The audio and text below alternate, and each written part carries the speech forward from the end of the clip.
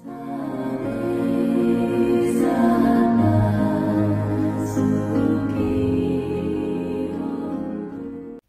भीम, नमो बुद्धाय. बुद्ध धम्म शिकूयात बाबासाहेबांच्या दृष्टिकोनातून या उपक्रमातील आजच्या नव्या सत्रात पुनश्च आपल्या सर्वांचे मनपूर्वक स्वागत करते. बुद्ध धम्म आणि संघ या त्रिरत्नांच्या प्रभावाने आपण सर्व सजीव सुखी होऊयात ही मंगलकामना करते. मित्रमैत्रिणींनो, बुद्ध आणि त्यांचा धम्म हा ग्रंथ आपण आचार्य वी.सी. वानखेडे साहेबांकडून शिकून घेत आहोत. त्यांच्याकडून आता आपण सध्या खंड क्रमांक 7 मधील भाग क्रमांक 2 बघून घेत आहोत. त्यातील दुसऱ्या प्रकरणात आपण पोहोचलेलो आहोत. बघून घेऊयात आपण दुसऱ्या प्रकरणामध्ये काय आलेलं आहे, काय अधिकची माहिती आपल्याला इथे जाणून घ्यायला, समजून घ्यायला मिळणार आहे. त्याकरिता साहेबांचे स्वागत करूयात आणि आजच्या सत्राची सुरुवात करूयात. जय भीम.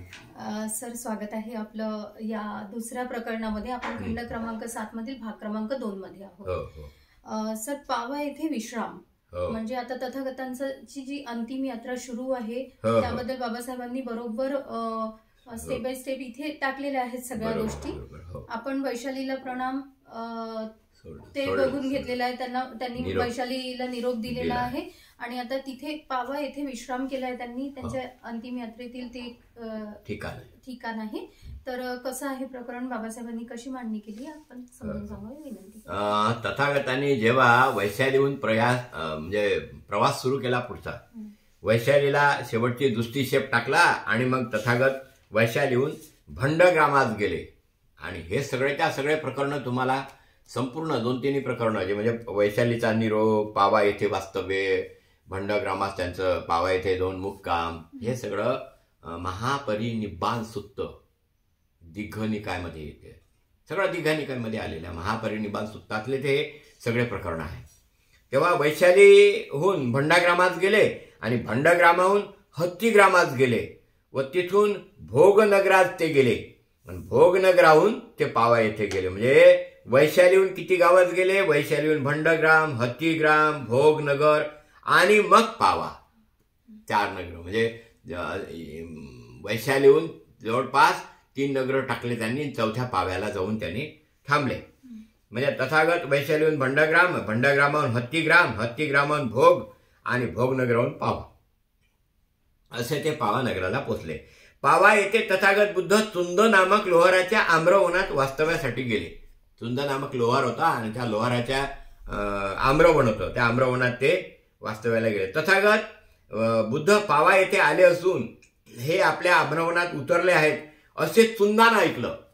चुंदाना माहीत झालं त्याला की कोणतरी सांगितलं असं की चुंदा तुझ्या आम्रवनात तथागत आलेले आहे. हे चुंदानं ऐकलं. चुंद आम्रवनात गेला आणि तथागताच्या समीप जाऊन बसला. तथागतांनी त्याला धम्मोपदेश केला. यामुळे आनंदित होऊन चुंद तथागतांना म्हणाला, उद्या माझ्या घरी भिक्खूसह तथागताने येऊन भोजन घेण्याची कृपा करावी. आता कोणा दिलं आश्वासन? चुंदाने आमंत्रण दिलं, कारण त्याच्याच आम्रवनात होते, त्याच्यामुळे सकाळी गेला आणि उद्या माझ्या घरी तथागतांनी यावं आणि आमचं भोजनदान स्वीकारावं. आणि तथागत बुद्धाने मौनानेच जणू संमती दर्शवली. तथागतांनी आपल्या आमंत्रणाचा स्वीकार केला हे जाणून चुंदाने प्रयाण केले. प्रयाण केले म्हणजे तिथून निघून आला. दुसऱ्या दिवशी चुंदाने आपल्या घरी खीर वगैरे मिष्टान्नाबरोबर सुकर मद्दव, इकडे एका कंसामध्ये इकडे सुरंग फळ असं काही लिहिलं आहे. काही लोक त्याला सुकर मद्दवला काही कंद असे म्हणतात. आणि मग अत्यंत काही लोकांनी त्याचा हे करून एका पुस्तकात म्हणजे सरळ आलं की आता जे तुम्ही मशरूम म्हणता ना, तर काही लोक त्याला मशरूमही म्हणतात. मशरूम इंग्रजीमध्ये म्हणतात. मराठीमध्ये त्याचं नाव अडंबी आहे. मराठीमध्ये त्याला अडंबी देखील म्हणतात. मशरूमचे काहीतरी 14 प्रकार आहेत. म्हणजे मुंबईकडील जे विद्यापीठ आहे तिकडल्या मुंबई विद्यापीठाच्या कृषी विद्यापीठानं ते सिद्ध केलं होतं. तर त्याच्यापैकी काहीतरी 13-14 जाती आहेत. त्यापैकी त्याच्या 8 जाती विषारी आहेत आणि 6 जाती त्यांनी सांगितल्या की खाण्याच्या योग्य आहे. आणि म्हणून म्हणजे जेव्हा असं सगळं तर्क आणि अनुमानाच्या विषयानं असं वाटतं, जेव्हा जेव्हा मी त्याचं चिंतन मनन केलं तेव्हा मला असंही वाटलं की हे सुकरमद्दव हे दुसरं काही नसून, कारण आताही जर तुम्ही एखाद्या मोठ्या हॉटेलमध्ये अडंबी म्हणजे ज्याला हे काय म्हणतात त्याला मशरूम हे जर याची प्लेट मागवली तर 700-800 रुपये प्लेट आहे, जे सर्वात महाग आहे. याचं कारण असं आहे की मशरूममुळे आपल्या शरीरामध्ये एवढ्या मोठ्या कॅलरीज तात्काळ निर्माण करतं. म्हणजे आपल्याला ज्या कॅलरीज पाहिजे शरीराला जगण्याकरता, ज्या काही गोष्टी तात्काळ हव्या आहे तुम्हाला, आता जशी सलाईन बिलाईन लावते ना, तर तशाच प्रकारे मशरूम जे आहे हे तुमच्या शरीरामध्ये गेल्यावर तुम्हाला तात्काळ कॅलरीज निर्माण करते, असा त्याच्या पाठीमागचा उद्देश आहे. आणि म्हणून चुंदाला असं वाटलं असावं. काय वाटलं असावं? अरे तथागत माझ्या घरी येत आहे म्हणून सर्वात चांगली अन्न मी कोणतं तुंदाला म्हणजे भंत्यांना देऊ, म्हणजे भिक्षूंना देऊ, बुद्धांना देऊ, कारण माझ्या घरी बुद्ध येत आहे. म्हणून असंही म्हणतात की तो गडबडीत धावत धावत जंगलात गेला आणि त्याने ते घेऊन आला. परंतु असं म्हणतात की त्या अडंबीला जे विषारी आहेत ते अशी छत्री असते, त्याची अशी छत्री.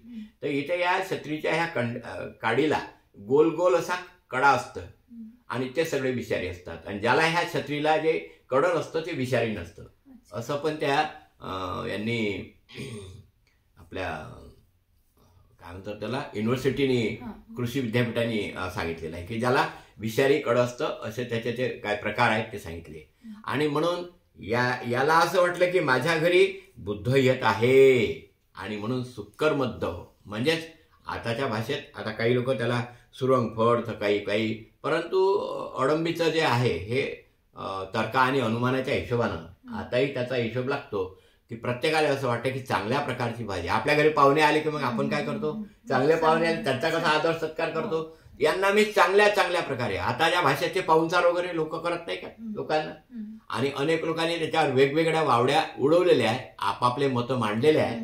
परंतु जेव्हा हे त्या विद्यापीठाने मान्य केलं, त्या मुंबई विद्यापीठाने, की जे आहे माझ्याकडे त्याचं कात्रण, त्यांच्या कोण्या दिवशी काय काय सांगितलं त्यांनी, आणि पेपरला पण बातमी आली होती की अडंबी, मराठीत अडंबी म्हणतात त्याला, अडंबी जे आहे याचे प्रकार 14 प्रकार त्यांनी सांगितले. आणि त्या 14 प्रकारात 8 प्रकार विषारी आहे आणि जवळपास 6 प्रकार खाण्यायोग्य आहे. मग विषारी कोणते आहेत त्याचंही त्यांनी ते सांगितलं की त्याला खालून कडं असते.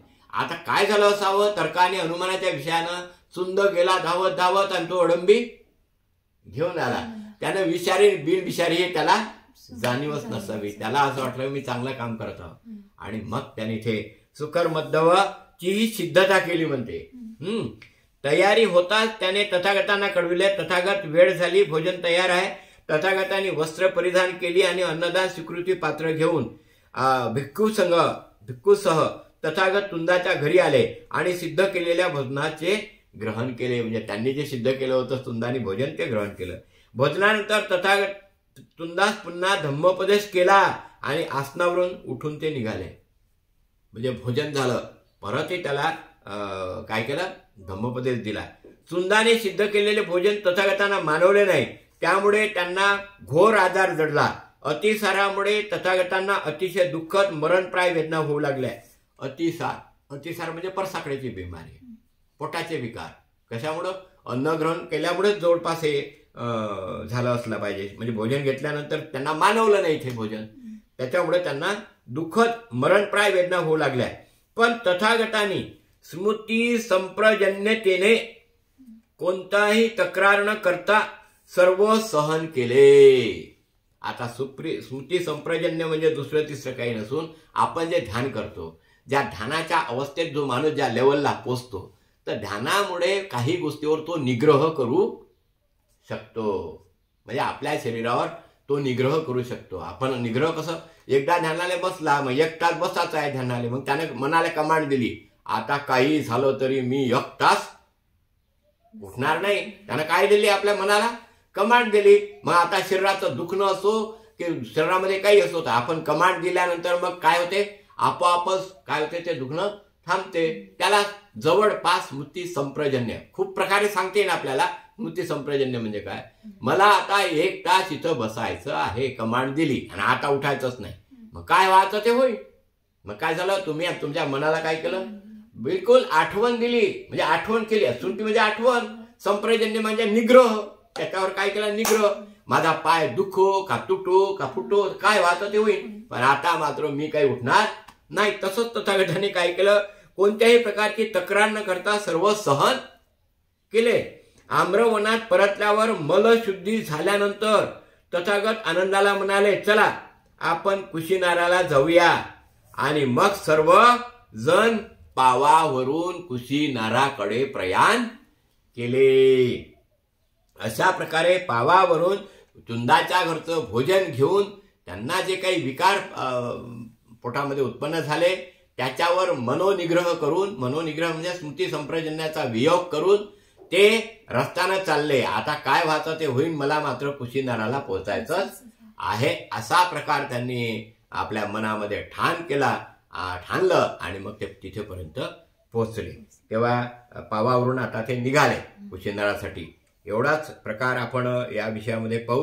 हे परिनिब्बाण, महापरिनिब्बाण सुत्तामध्ये तुम्हाला दीघनिकायमध्ये पाहायला मिळेल. दीघनिकायमध्ये हे सगळं आलेलं आहे. तेव्हा मला असं वाटतं हे प्रकरण आपण इथंच थांबूया. धन्यवाद सर. फारच सुंदर पद्धतीने सरांनी समजून सांगितलेल्या मशरूमाबद्दल सुद्धा आपल्याला अधिकची माहिती इथे प्राप्त झालेली आहे आज. आणि सोबतच स्मृती संप्रजन्य याबद्दल सुद्धा काही थोडीफार माहिती आपल्याला आज कळाली आहे. शिबिरामध्ये सर फार सविस्तर पद्धतीने हे जे काही माहिती, अधिकची माहिती जी आपल्याला वाचनातून अशा याच्यातनं सोप्या पद्धतीने समजत नाही, ते शिबिरामध्ये सर सांगतात समजावून. पुढील सत्रात पुढील प्रकरणात भेटूयात आपण. सर्वांचे मंगल कल्याण. जय भीम सर्वांना. जय भीम सर. जय भीम. जय भीम.